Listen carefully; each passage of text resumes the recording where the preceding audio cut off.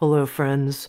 My name's Tami Simon, and I'm the founder of Sounds True, and I want to welcome you to the Sounds True podcast, Insights at the Edge. I also want to take a moment to introduce you to Sounds True's new membership community and digital platform. It's called Sounds True One.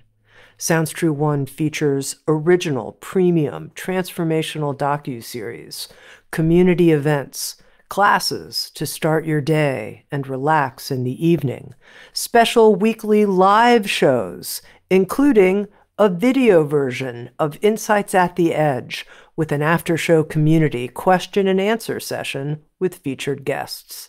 I hope you'll come join us, explore, come have fun with us, and connect with others. You can learn more at join.soundstrue.com. I also want to take a moment and introduce you to the Sounds True Foundation, our nonprofit that creates equitable access to transformational tools and teachings. You can learn more at soundstruefoundation.org. And in advance, thank you for your support. In this episode of Insights at the Edge, my guest is Dr. Judith Orloff.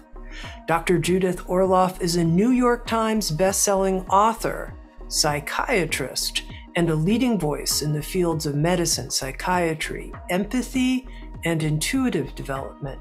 She's a member of the UCLA Psychiatric Clinical Faculty and has been called the godmother of the empath movement. Her book, Which Sounds True, The Empath's Survival Guide, Life Strategies for Sensitive People, was a breakthrough book that has helped tens of thousands of empaths claim their sensitivities and learn how to care for themselves.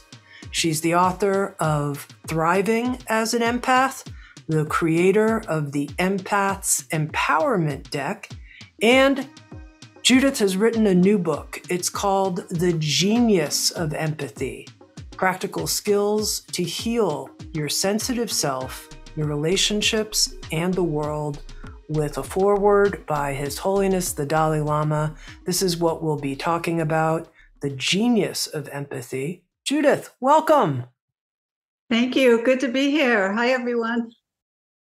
All right, right here at the start, tell me about this title, The Genius of Empathy, the title itself. Yeah, the genius of empathy is about empathy as a healing power that you can tap into to create a genius in your life and to be able to shift the energy in your body to heal personally, through your relationships, or the world.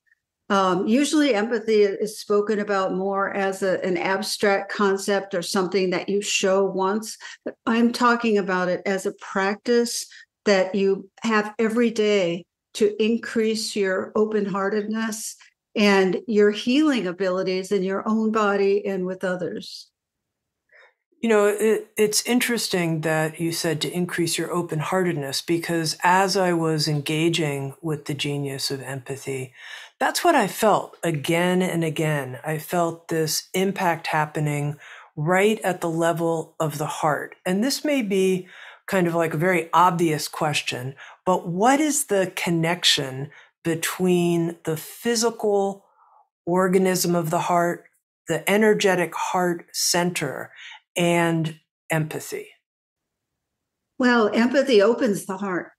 It's one of the actions that we can take to open our heart and to shift out of an overactive mind, because there's the mind that probably won't want to have a lot of empathy because it feels justified in being right and staying hurt and not wanting to heal. But learning how to shift, and this is what I want to teach people, to shift out of the overactive mind into a state of empathy, which in turn opens the heart and creates healing inside of you. If you're feeling anxious, let's say, and you perform an empathic act, that will trigger your own healing and your own warmth from the heart chakra, which will extend throughout the body. Well, you mentioned you want to help people who have overactive minds. So this, I think, is a good place for us to start our conversation. So many of us find us, especially at this time when change is happening so quickly and there feels like there's so much acceleration, disruption, whether it's insomnia or we're caught worrying? What would you suggest at that moment in time? We're aware of that and we want to shift to more of an empathic way of feeling ourselves. Yeah, so that's a beautiful way of phrasing it, because you want to be aware of yourself, first of all. You want to have an awareness of your body's energies and where you're at. And if you're feeling empathy overwhelm, or you're feeling like you're overthinking, then you could consciously say to yourself, I'm going to shift now out of my head into my heart. And you could begin to practice self-empathy, which is one of the chapters in the book. And it's about showing yourself empathy for whatever happened that day. You can always start with the day in a very concrete way and say, you did a great job in a hard situation. It's okay that it didn't turn out perfectly. You did a great job. Or even though you said something that you regret, you can always go back to the person and make an amends. Now, that's the beauty of self-empathy, but it's about self-soothing and bringing this balm of empathy to yourself, to your poor, overworked mind, and to shift out of that into the heart so that you can forgive yourself and clear your energy and do something nice. If you're overthinking at 3 a.m. and you're wanting to calm down, this is a way to shift your energy so that you could find that peace and calm within. Now, Judith, you use this interesting phrase, if you're feeling empathy overwhelm. Can you tell me more? What is that? Yes, well, I'm a psychiatrist and an empath. And so I both have the scientific knowledge and the being an empath. And I know very well as an empath what empathy overwhelm is. It's when too many things are coming at you too fast. There's sight, smell, sounds, people, movement, demands, sounds. It's just excessive stimulation. That's a very painful state. And I get into that state in airports. If I'm in airport for too long, that's my vulnerable point. But it's a very painful kind of thing, and you don't want to be in it for too long. So if you're an empath, or if you have empathy and you notice that you're overloaded, as soon as you possibly can, you need to stop, go into your room, close the door, take a breath, maybe close the shades if the light is too intense, and just begin to get quiet so there's no excessive input coming in. And while you're being quiet, you're saying nice things to yourself, and you're putting your hand on your heart and shifting into an empathic state with your own body, like really feeling how tired you are and telling yourself it's okay. Now is the time you're going to repair and replenish right now. And so begin the repair process through this time of being alone and showing yourself self-empathy. And decreasing all the stimuli. That's important. You mentioned, Judith, that you're both a psychiatrist and an empath. When did you first discover, oh, I'm an empath, and name it as such? Well, I discovered I was an empath as a little girl, but I didn't have the word for it. So I had no idea what it was. And I was very sensitive. I would feel things coming from people. I would know certain intuitive things. I couldn't go into crowded places or shopping malls. I go in feeling fine and walk out exhausted or with some ache or pain I didn't have before, or anxious. And I didn't really understand what was going on. I just know I wasn't good in those places. And so I would talk to my mother, who was a doctor, and she said, "Dear, just get a thicker skin. You need a thicker skin. You need to be stronger in this world."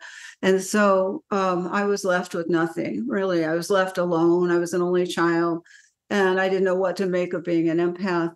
And it wasn't until many years later, really, where I through my own work with myself and my own therapy, and learning about various aspects of energy in my spiritual practice of Taoism, I began to understand things in energetic terms. And then it's much easier to explain what's going on with an empath as an empath. And I began using that word, around that time.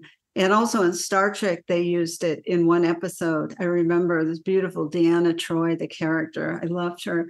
And she would always she was feeling into everything like an empath does. And so it was, put in the media. I forget what year that was, but I heard it there too, and it made a lot of sense.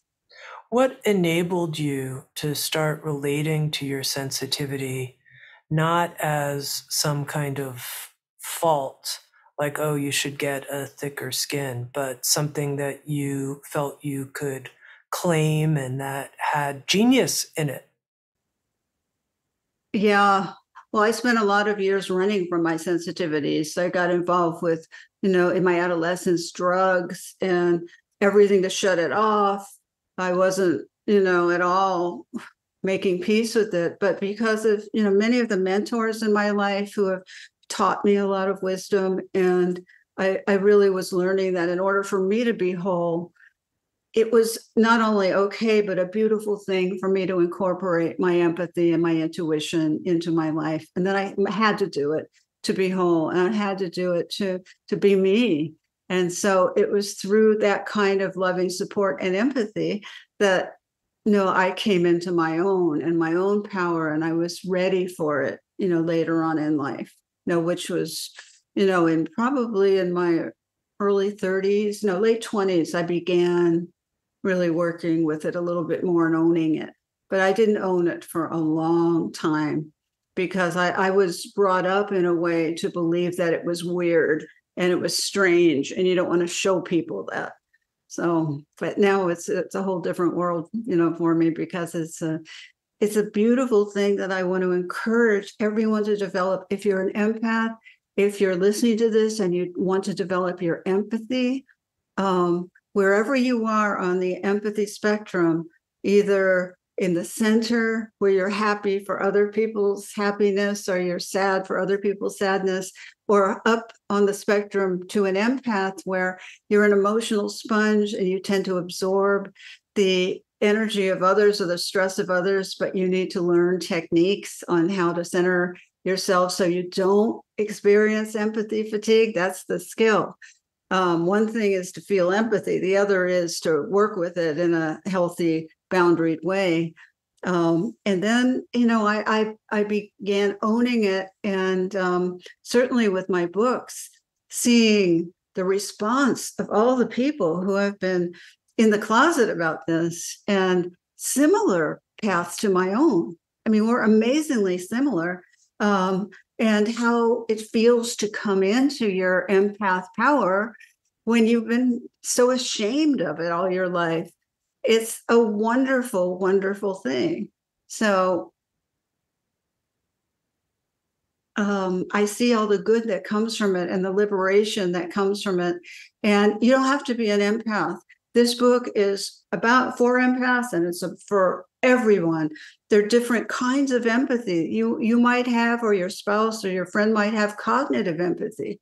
That's an empathy more that comes through the mind, where I'm sorry that happened to you. My heart is, or I'm with you, with that. Not so much my heart. That would be an emotional empath or emotional empathy. But some people just have cognitive empathy, and that's great. And they don't want to develop anything else. And that's fine too. You go to the kind of empathy that most moves you and makes you feel whole.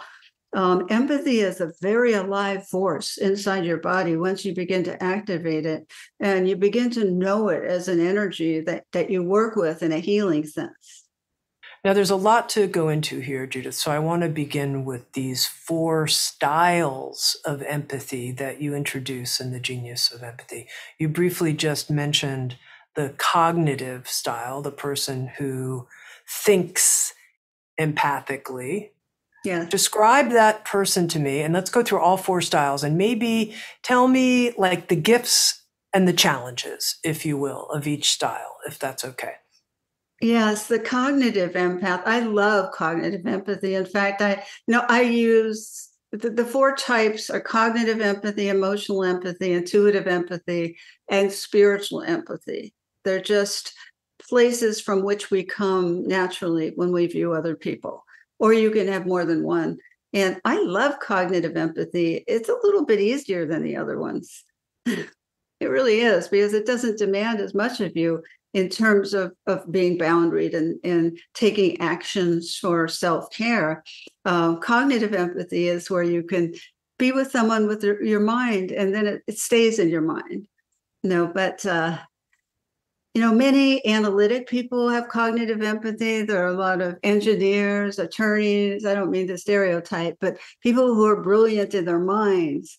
They love the cognitive empathy. They love, it makes them feel good about themselves, as it should. And it's a way to communicate to other people. The only problem is with cognitive empathy, the downside is if you're listening to your spouse, let's say, talking about, some emotional event that happened, and the cognitive empath might come in and offer a solution too quickly. And that's a problem, because it cuts off the experience of the person expressing what they're going through. And so when I work with cognitive empaths, I teach them to maybe go a little slower with the solutions and just allow the person to be for a while, and express themselves, not forever. You don't want to let someone go on forever, because you have to put a limit to empathy. But you don't want to start saying solutions when the person is crying, or you just want to pace it a little bit differently.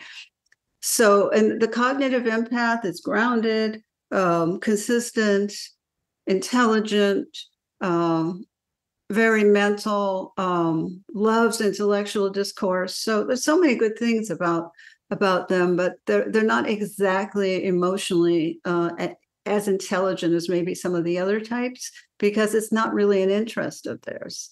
It's more, the mind is more their realm. So the second, do you want me to go on to second type? I do. Let's move on to the emotional or feeling empathic style. Yeah, the emotional empathic style is you relate to someone emotionally. They share something that's going on in their life, and your heart opens to them, and your body starts getting closer to them, and you're gushing with warm, loving feelings for them. But the downside of that is that you also may be absorbing their pain, which may be coming in with that beautiful openness that you're showing with them. But the primary mode of emotional empathy is through the heart, and it's through the emotions. And the downside is, of course, emotional overload. And so you need to learn how to set boundaries, set time limits for listening with empathy. Only listen to one subject at a time. I always encourage people who are developing empathic communication skills to stick to one subject at a time, one topic, because it's too overwhelming. If you start, the door opens and you start going into everything that's bothering you, you'll never get through to the other person. It's one issue at a time, to be patient with that and communicate it that way.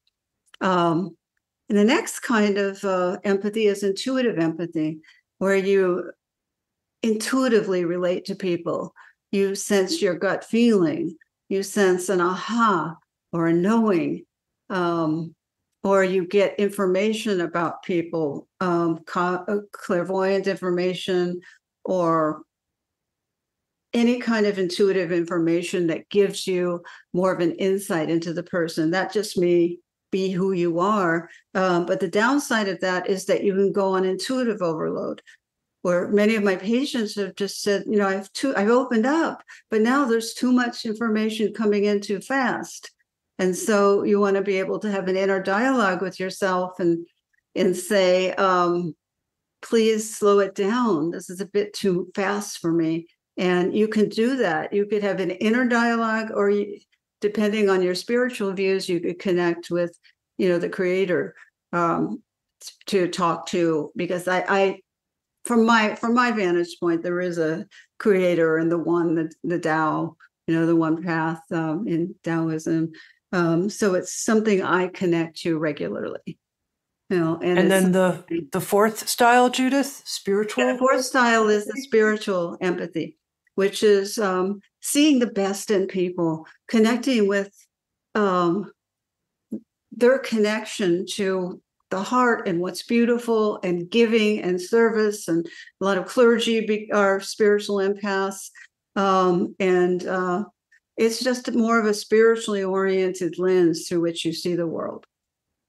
Now, interestingly, as you went through these four types, what I noticed, and you said this, is you could be more than one. I mean, how would you identify yourself? Which of these types applies? Maybe you could rank them for us, for yourself. Rank them? That must mean that I have some kind of cognitive empathy that I want them ranked, but we'll get to me in a moment. Let's start with you. I could rank them. I've never done it before, but probably intuitive empathy is number one for me. Emotional empathy is number two. Spiritual empathy, oh, that's a hard one, because that would be probably up with number one. Um, and cognitive empathy, probably number four for me. So it's interesting, right? So it's interesting as you approached it and these four styles, you were very high in three of them, actually. So that's interesting because listeners may also have that response in listening to these empathic styles, that they're very highly resonant with one, two, or three, perhaps, styles, maybe even all four, who knows? Right. And it's important to know the styles of your family or your friends too, so you know how you can interrelate with them. What's the downside? We didn't cover that, of the spiritual or divining empathic type. They risk getting ill because they are so giving in almost a martyr-like sense, that they give too much of their energy and they become depleted, and they could become ill, but they might see it in a way that this is just the price you pay for loving. And I don't happen to agree with that. I think you could be extremely compassionate and empathic without sacrificing your own health. But the downside is the sacrifice of the health and well-being, and feeling that that's just part of the job description.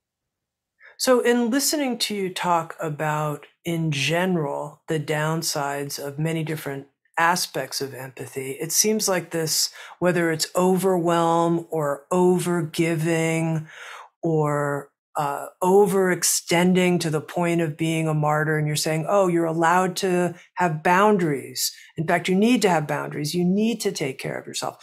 Give us some of Judith Orloff's empath toolbox for having the boundaries I need to feel this much.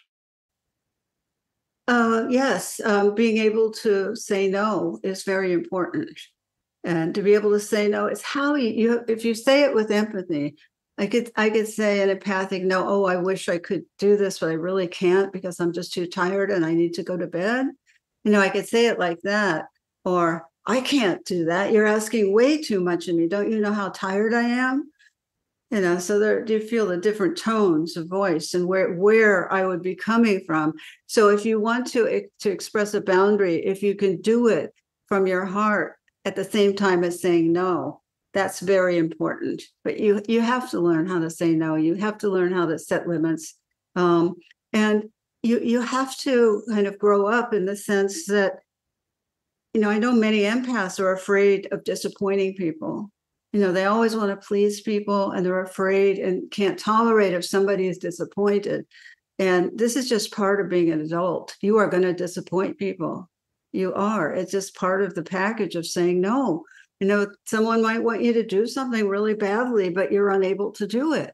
They'll be disappointed. It's not the end of the world. But it's something to get used to and familiar with so you can tolerate it. Because sometimes people who are overgivers, they just sense a little tad of disappointment, and all of a sudden they're overgiving again because they can't tolerate it.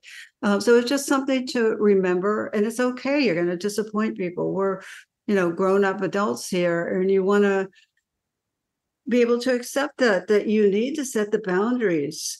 And sometimes with people you love, you can't be on call, all the time for the people around you.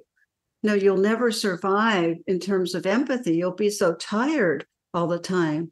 And so you have to find a balance in your life with empathy. Empathy isn't about saying yes to everything. And I think people misconstrue it. It's about saying yes when you can and it feels right, and saying no when you're unable to give, except in extreme situations. Sometimes, a loved one will get horribly ill and you need to be there, and it's beyond your energy level at that time, but you make the sacrifice because it's necessary in that situation. But apart from emergencies like that, you have to find more balance for yourself. So giving and empathy can be joyful and it can feel good. It's not meant to be a burden. It's meant to be a healing force that comes through you. So when you set the boundaries, I hope you can feel good about them, as many people feel guilty to set a boundary because they were taught growing up that that's not okay to set a boundary, that it's selfish, and that you always have to do what other people ask of you, which is not true. That is not what I teach. No, it's about doing what you can to help yourself, to help others, to help the world, and knowing when you've hit your limit and knowing how to take care of yourself at that moment to find yourself again. If you get lost or if you get so tired you can't function, you have to come back to yourself. And the beauty of empathy is that you can start over and over again. And it's not like I feel empathy all the time, every minute. Some days I just feel like I failed terribly in that day because nothing seemed to have gone well and my empathy was waning. And so what I do at those moments, and we'll all hit those moments, is that I get a good night's sleep. I just need to sleep. Sleep is replenishing for me. And then I start over the next day in a beginner's mind. I say, please let me follow the path, and find my heart again now that I'm rested, and begin to show empathy again. So it's okay to have bad days where you can't show any empathy. It just happens. Judith, you mentioned this notion of empathy being on a spectrum. And I think that's really useful because we've been talking quite a bit in this conversation so far about the empathic person, the person who's extremely high in empathy. Let's put them on one end. Can you describe the whole spectrum, the empathy spectrum? Yes, the other end of the spectrum is the part where people have no empathy. They have empathy deficient disorders. And there's a chapter in the book on people with empathy deficient disorders because you need to know about them. They're the narcissist, sociopath, and psychopath. And you have to know the signs and symptoms of who these people are so you can identify them right away, and not get involved with them no matter how much they love bomb you, because they send out incredible energy of love all the time, which is crazily confusing to people, because they have no idea. They people have been starved for love. They feel this love bombing and then they're connected. And these people have no capacity for empathy.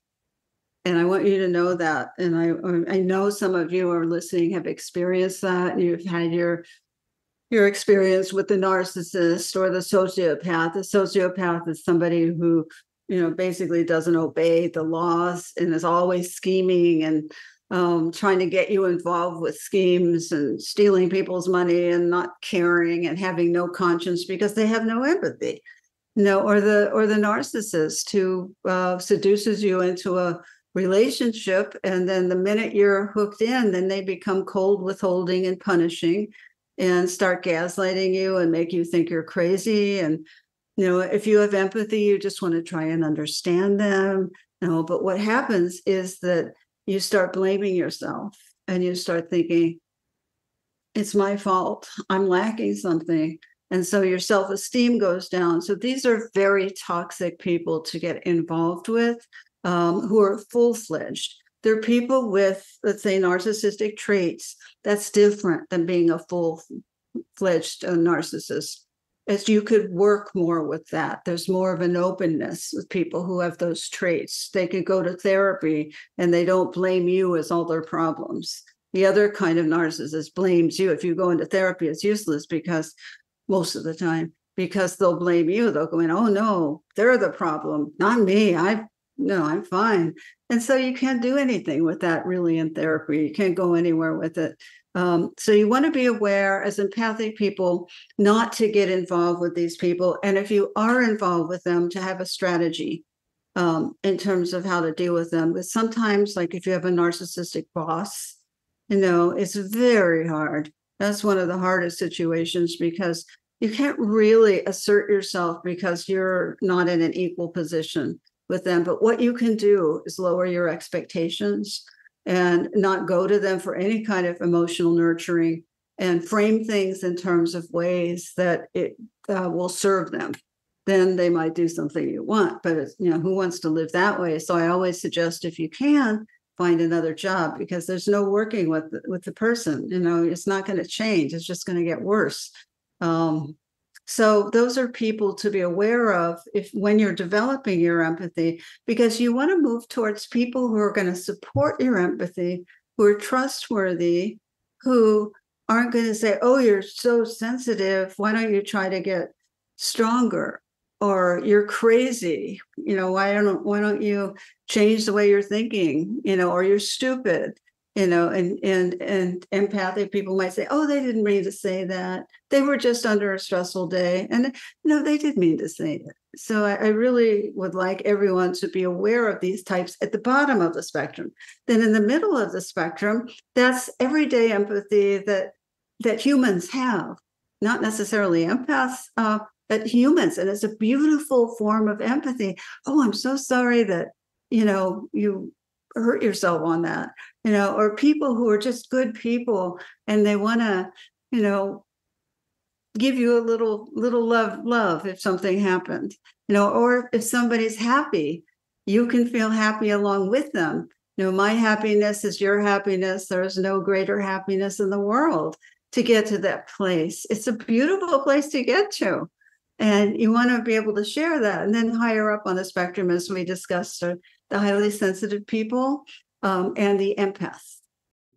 Now, I think this idea of the spectrum is really, really useful, and I want to ask a couple more questions about it. It seems to me that one of the places where people can get a little like, I'm not quite sure, is when the person has some traits of empathy deficient syndrome, disorder, but they're not full blown. It's not a lost cause, but I don't quite know. Should I give up on this person or should I give them another chance? How would you discern that? If they were willing to go to therapy with you and actually work on the issues, or go to some kind of a coach or counselor, and they were willing to, and when they arrived, they didn't blame you, that they were willing to look at their part in what was going on. If they were, then I would give them another chance. If they say, no, I'm not willing to go, but everything will be fine, I would be suspicious. And then that place in the middle, the person who finds themselves someplace in the middle. And quite honestly, I'm going to put myself there just as a way to bring myself forward here honorably and confessionally. Wouldn't it be good to read books like The Genius of Empathy and develop more empathy and go further towards that high level of empathy? Wouldn't that be a good thing? Or is it fine? I'm someplace kind of in the middle and that's okay. I've got other ways I'm interacting with the world. What do you think? Only if you're attracted to go up the spectrum. This is something you're drawn to do. It's not something you should do. You don't have to have any empathy. It depends if you're drawn to it. You don't have to. It wouldn't be a very happy way to live, and your relationships wouldn't be that good. But if you're in the center, you're happy with the center, stay in the center. It's a beautiful place to be, the center. One place isn't necessarily better than the other. It just depends what you're meant to do and how you're meant to develop. If you have an attraction to, becoming an empath, then you're going to be going up it'll pull you. You'll feel attracted to learning about it a little bit more. And you may not want to go all the way up. You might want to go partially up, but you don't want to go down. All right. But but what you do want to do is recognize those people who are at the bottom of that spectrum. You can't afford not to. But the middle, Tami, is a great place to be. And it's empathy, however it expresses itself, is a beautiful healing force. And whatever suits your body and your being, then that's it. And how much do you think of wherever we fall on this spectrum is something genetic versus just what we've learned, what we've experienced, how we've potentially covered over our heart in different ways for different reasons? Yeah, in the book, I talk about trauma because trauma can glaze over the empathy and glaze over the feeling.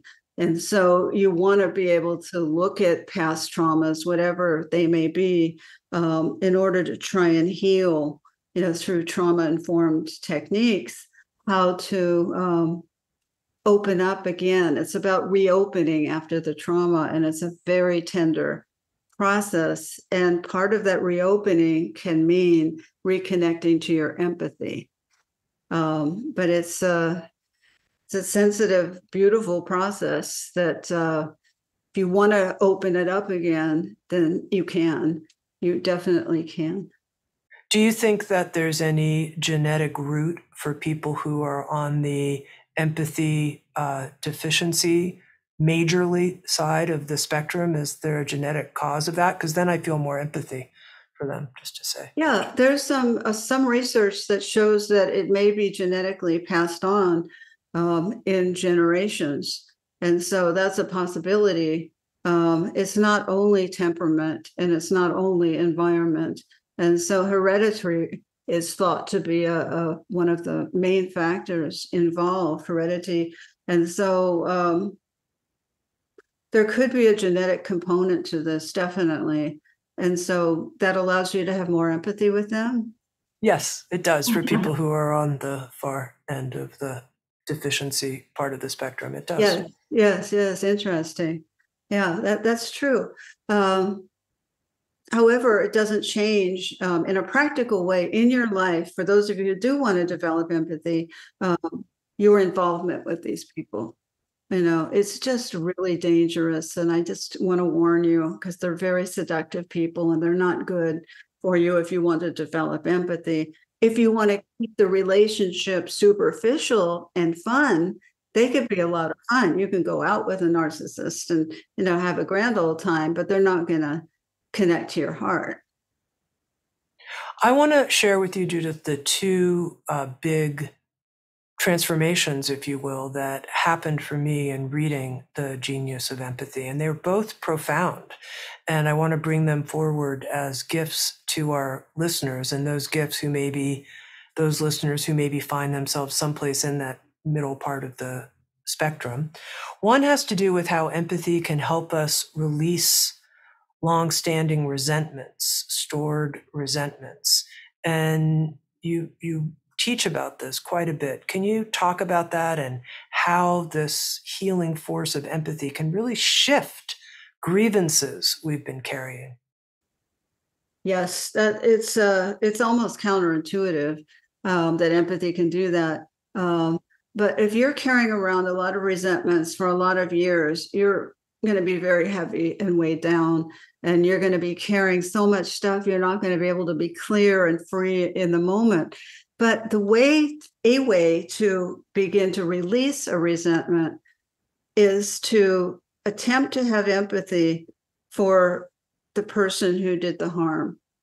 It's not for their act, whatever they did, if they betrayed you, if they harmed you, whatever it is, you don't forgive that unless you want to. But that's not what I'm talking about. You forgive the suffering and the crippling that's within them that would cause them to do such a thing.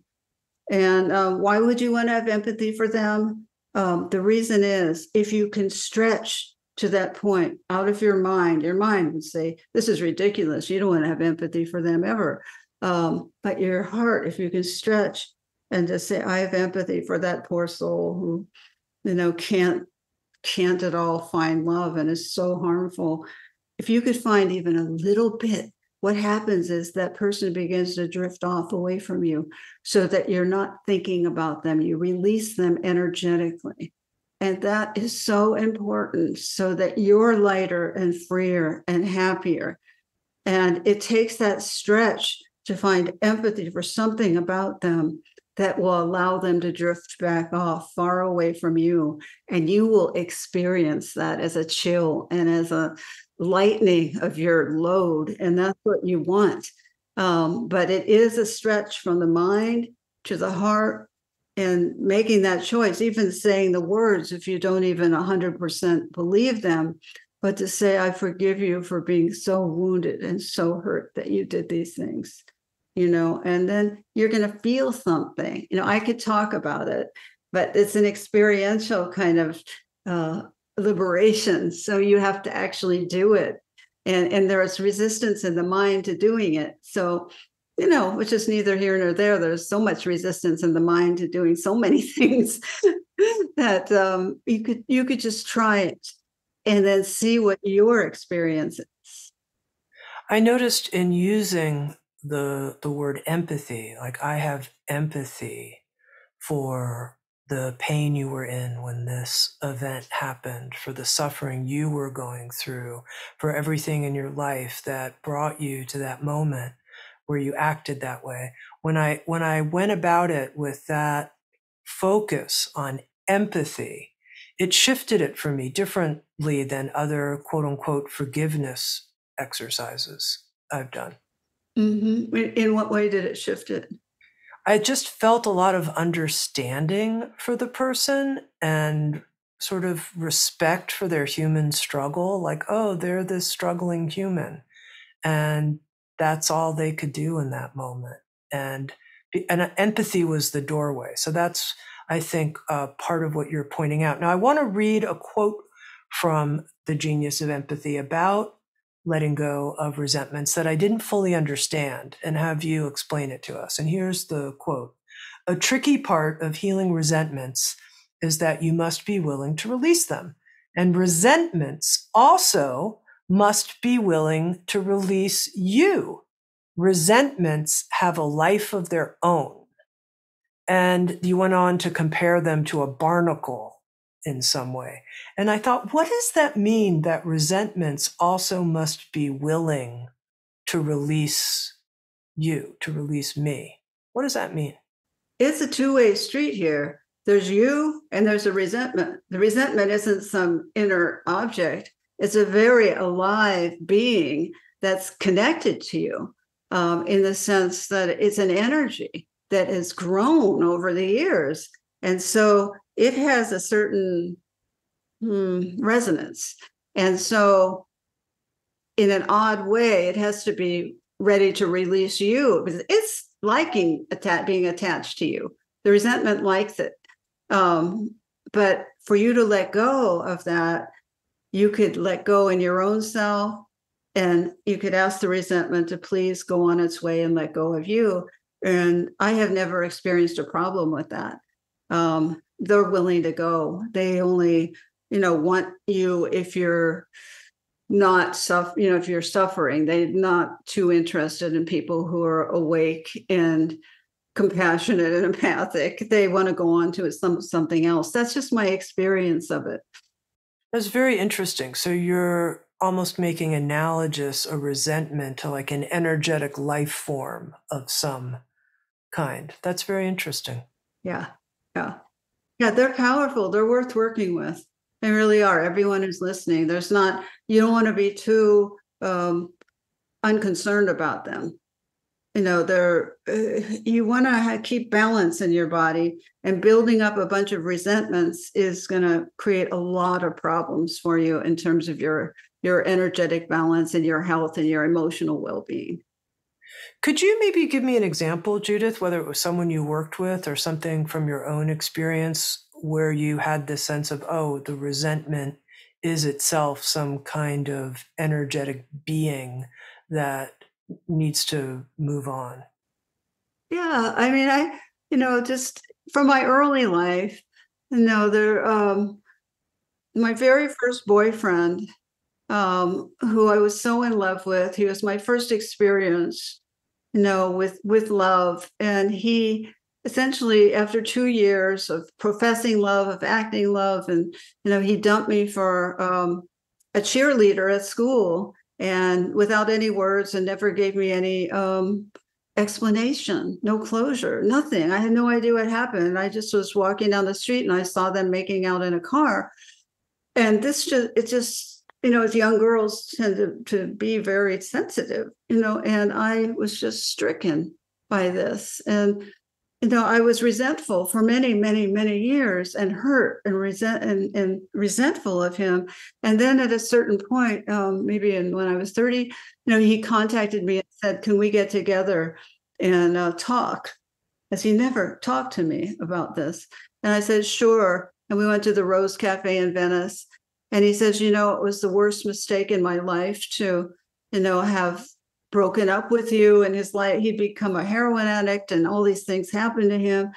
And he kind of wanted to fire up our relationship again, in some way.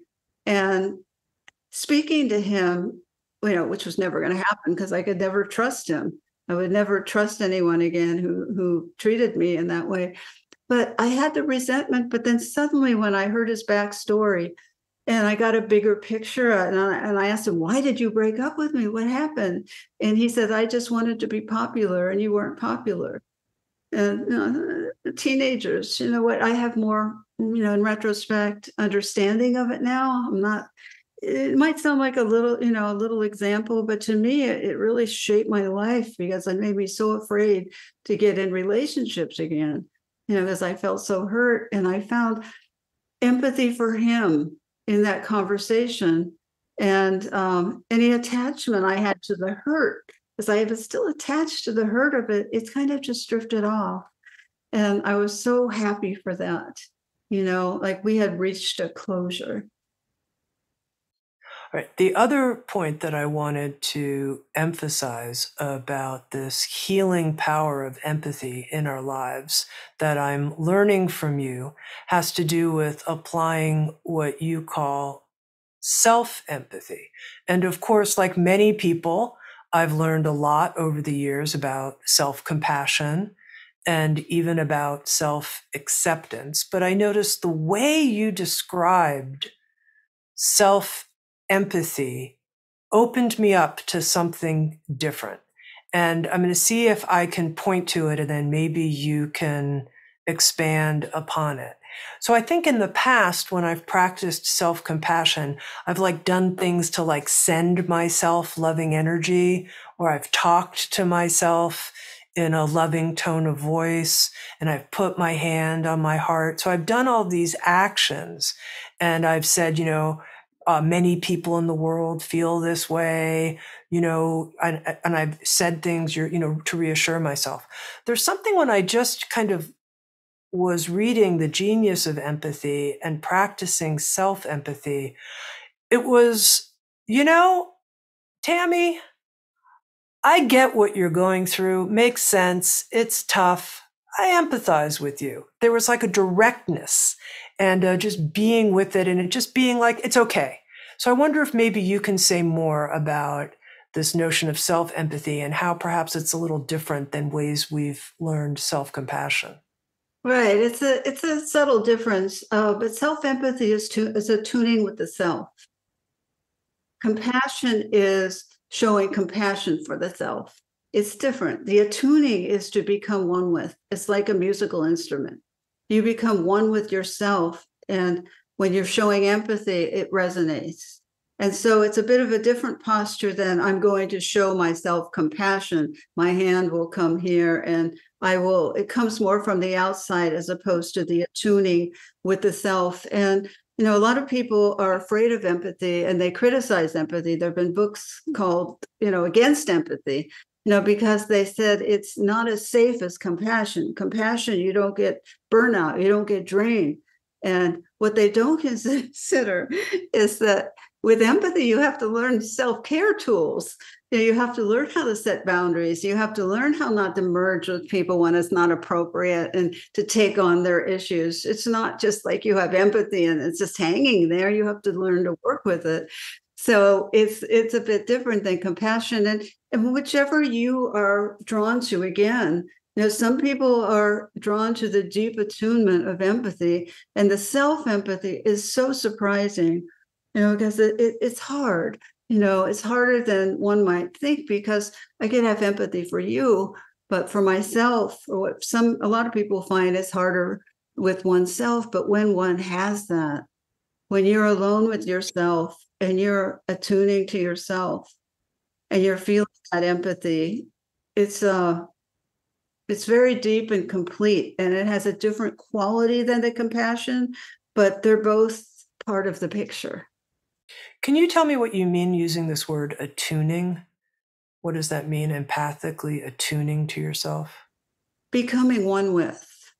It's as if, imagine you have a vibration or a vibratory instrument inside of you, and you're trying to mesh with that tune, the attunement, the same tone. And so by feeling the same tone as what's going on inside, you become one with it.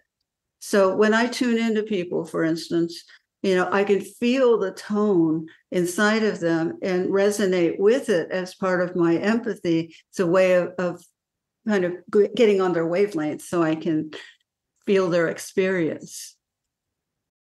And how about with yourself? If you're suffering for whatever reason and you need self-empathy, how do you go about that, Judith? Oh, I just stop. And I just close, again, I'm close the door and be by myself. I've just learned that as an only child, that's how I replenish. Close the door, be by myself, cry if necessary, because that's a form of self-empathy, is allowing the tears to flow. It's very healing to cry. I feel very positive about most forms of crying, where I'll cry, I'll moan, I'll go in the fetal position in bed, I'll either go to sleep, and I'll finally eventually go on my meditation cushion. I'll end up there. And I'll just say to myself, this was really hard today. This is really, really hard. And I'm sorry you had to go through it.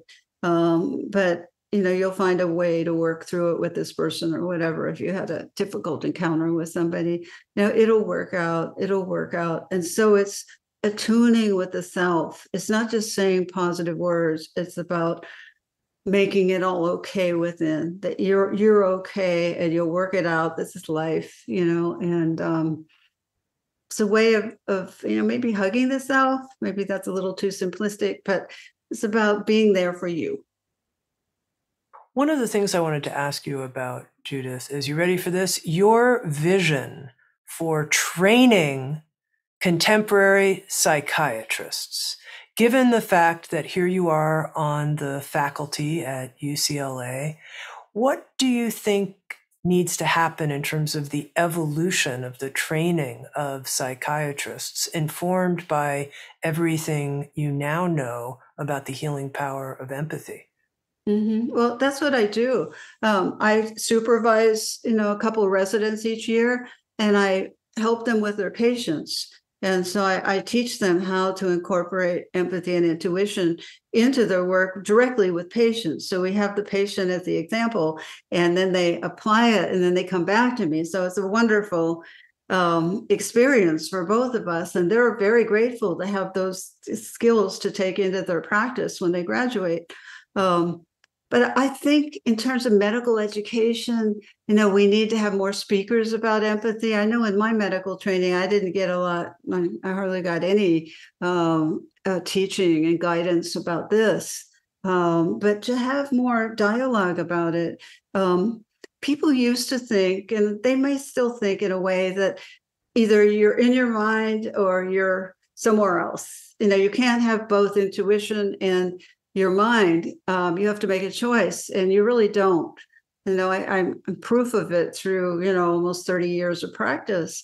I integrate my intuition, my empathy with my traditional background. I love my traditional background. I have incredible memory for it, and I apply it with people, and so it's not like it's just in the past, but it's integrating all of this and making beautiful practitioners, those who are interested in this kind of training. So just making it more available, and making it part of the curriculum, as people go through the 4 years of medical school. I think that's probably the next step. I think it's going there. I wonder how many people end up in a psychiatrist's office experiencing various kinds of empathic overwhelm and other ways that they don't feel mentally well. And it's the result of not learning the kinds of skills that you teach in your teaching work and your books. What do you think about that? It's true. It's true. And they get misdiagnosed. And then they get treated with medications they may not need to be on. If they were diagnosed as being an empath or on empathic overwhelm in the first place, if that diagnosis was even considered in the list of diagnoses, it could save patients a lot of misdiagnosis and suffering. If somebody's an empath on overload, that's very different than generalized anxiety disorder. You see, and people will get misdiagnosed and be given Valium and sent off, and who knows how long it will take to get off of it. Valium doesn't treat this issue. You have to learn some of the tools that I'm talking about in terms of setting boundaries and self-care and learning when to tune into yourself when you go over that line of you can't take any more that day. You need to really practice self-care. You have to, it takes some skills to learn how to do that, but it's really important. And so to diagnose people properly, otherwise you don't want to go down the mental health route when you don't have to, because the system's kind of, it's rough. It can be a rough system to go through. Okay, just a couple more questions here. One of the skills you teach people is something you call shielding. And I wonder if you could share with us, for those of us who do find ourselves being overwhelmed by other people's emotional material at different times, how we can practice shielding ourselves. Yes, and sometimes I want to point out you might be uncomfortable just around somebody's energy field. You might not even need to have any interaction with them, but just simply by virtue of getting near them, it might not be something that you want to be near. So the shielding is helpful in either case. And the shielding is noticing when something's off or noticing, I don't want any more of this, I'm not comfortable with it. And just visualizing protection of light all around yourself, maybe 6 inches from the body, going all the way around the feet and the legs. And, so you're inside this golden egg, basically, of protection. And it stops the negative energy or the uncomfortable energy from coming in, but it allows positivity to come in. It's for some reason it doesn't keep that out. But if you create this protection shield with that intention, then you could move more easily among different types of energy. Or if you have one particular person that you're thinking of, you could put it up around when you're around them if you need to be around them. And then, Judith, what do you think about someone who feels overwhelmed, empathically overwhelmed, when they're exposed to news stories of various kinds? Even if they don't spend a lot of time, on news sites, they still hear about different things that are happening in the world, and they connect so much with the suffering that's occurring. Mm-hmm. Well, my suggestion is instead of connecting to the suffering, you could send people out some energy of empathy and love. Instead of taking in, you give out, and you can send it. This type of thing, this healing at a distance, can come through your body and it can come through your heart. If you're feeling empathy for all of the war-torn regions in the world, let's say you want to go for all of them, just send out, I feel this empathy, and I send it out to you. And believe me, it knows where to go and what it's doing. You don't have to do anything once you sent it out. So, and then it will go where it's needed, and it will go everywhere. This is the kind of thing, it's not limited by time and space because it's so powerful. I'm not making this up. This is something that is very true energetically, and it's much more productive to send out to people than to suffer along with them, because you're not helping them. You're just making yourself miserable. And of course, war is a cause of suffering. You know, in the beginning of the book, I talk about The Art of War by Sun Tin, and he was, an expert in combat and defense. And he says, war is only a last resort. And if we have to find war, we need to be miserable about it. We can never be happy about it. It's a failure. And so you want to try everything else, including empathy. I mean, he didn't say this, but that I'm adding that before you even go to war. That war is a last resort. I mean, war is a terrible thing. It's not something to be happy about ever. And so you send this energy out to others and it will do good. Maybe somebody is despondent and all of a sudden they have a ray of hope. That's how the energy works, and they don't know where it comes from, but suddenly they feel better. Or somebody was bedridden and then, all of a sudden they, are wanting to go to the bathroom and get out of bed. Just something like that. You must have faith in this kind of empathic love that can travel. And so in terms of the news, though, you have to make a quota for that. And if people are speaking a lot about the news, you have to set a limit, or I just, I'm not really interested in hearing about that when I'm walking on the beach. I don't want to hear about the war. I mean, about wars. And I have become comfortable in really speaking up and saying things like that. And people will say, okay, but you have to find out what your comfort level is. You want to be informed, but you don't want to take on. In the book, I talk about observing, not absorbing. All right, you can observe, and get the general picture of what's happening, but to follow it beat by beat, you're going in the belly of the beast, and you don't want to do that. You don't want to go into dark energy like that. You want to keep a respectful distance from it, and not get overly interested in all of it. So you're sucked in and it depletes you. It's okay to find out what's happening, but it's better for the rest of the day for you to live in the here and now and do what you can in your own life to develop yourself. And that will in turn help humanity. I feel very strongly about that.